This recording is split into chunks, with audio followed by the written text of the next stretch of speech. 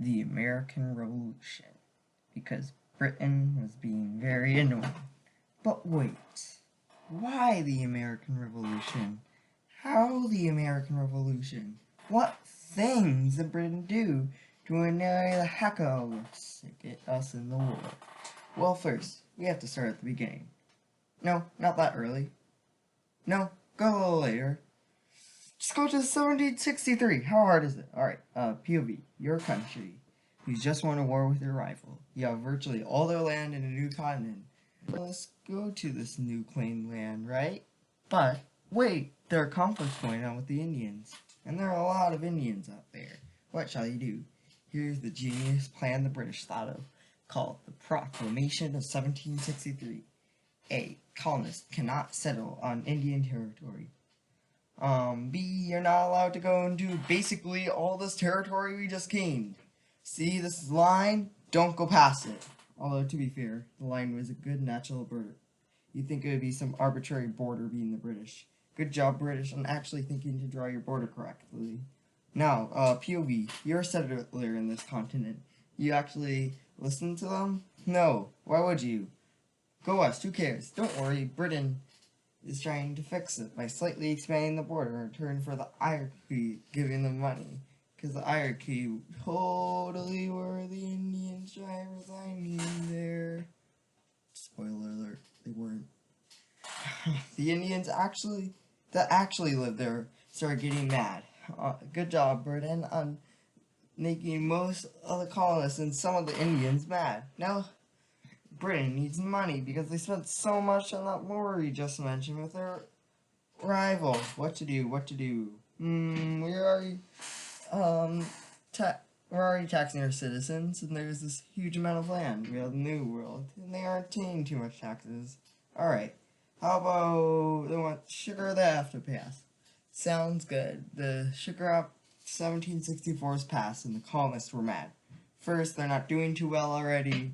Second, this limits their trade. Smuggling became way harder.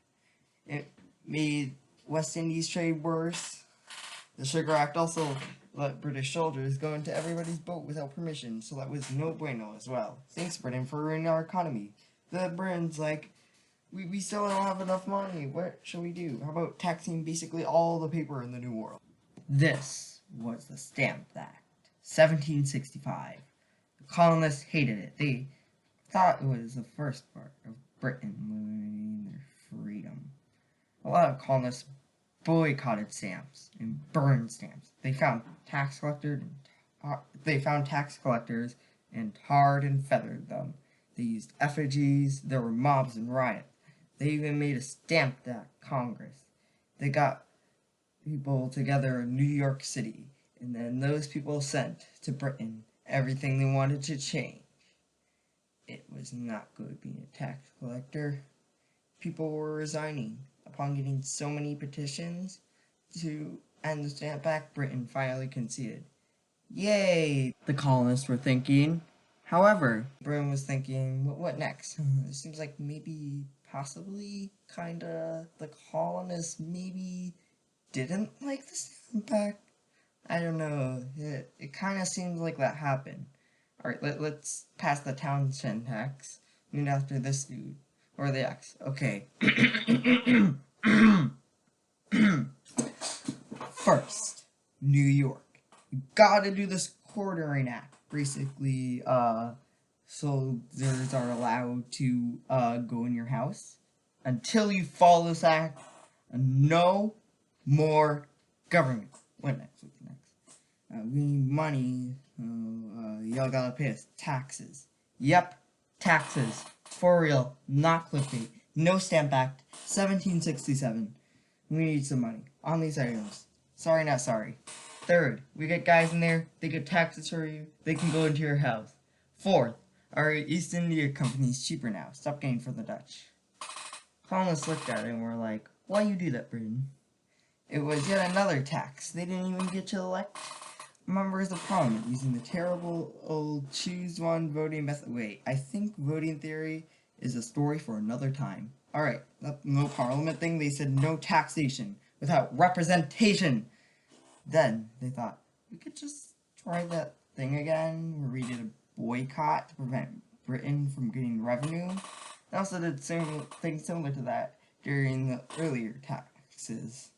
There were things like riots, people were hating on the act so much that Britain had to send some troops to Boston. People were getting so mad that Britain had to repeal the act the same year as the Boston Massacre. Basically, around that time, people were hating on the Redcoats in Boston. The Sons of Liberty, who were that group that was hating on Britain, were hating on businesses that were not doing that boycott thing. There was conflict in Boston going on.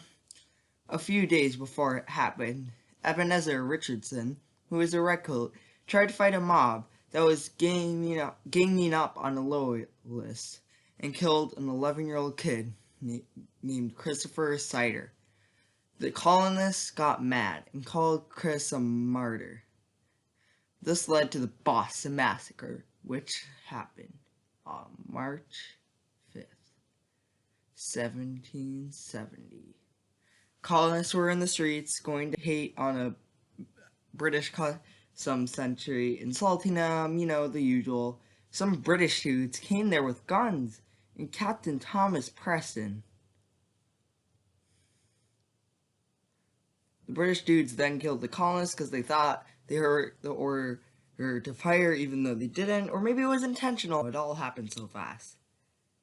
The soldiers killed 3 people and went to jail. People were arguing on which side did the right thing, and you won't believe it. John Adams, who supported the colonists, defended the soldiers in court because he believed it was the right thing. They then charged for manslaughter or accidental murder, so they didn't get the death penalty. Alright, the British thought, we still need more money. What the tax next? How about tea? We give you tea. Our tea company gets money because you're paying taxes on this tea. Sounds great. There isn't really much to say about the Tea Act. 1, it was another tax. The colonists obviously didn't like it. 2, Britain had a lot of tea to get rid of. 2.5, it shut out colonial merchants. 3, it led to a greater cause. The Boston Tea Party. Ships were arriving in Boston. These ships had lots of tea in them. The colonists started thinking about what to do. How about we destroy the tea?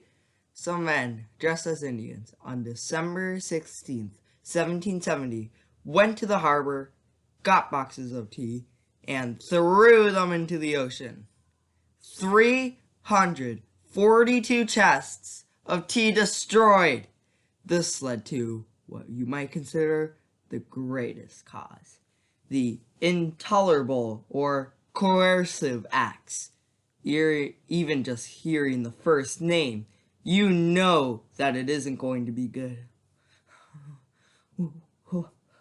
What is it? Just tell me now, please. Alright.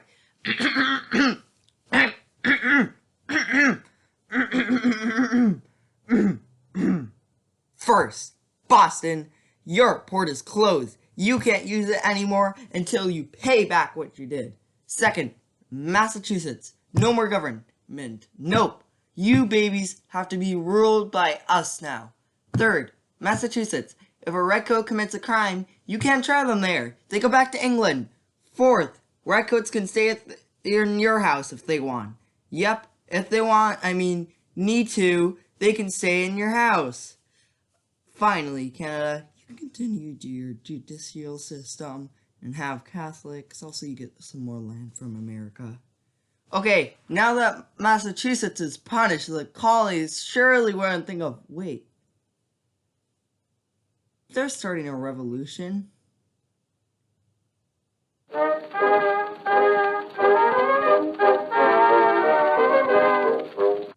Wait a minute, I think I forgot something in this video. Let me think.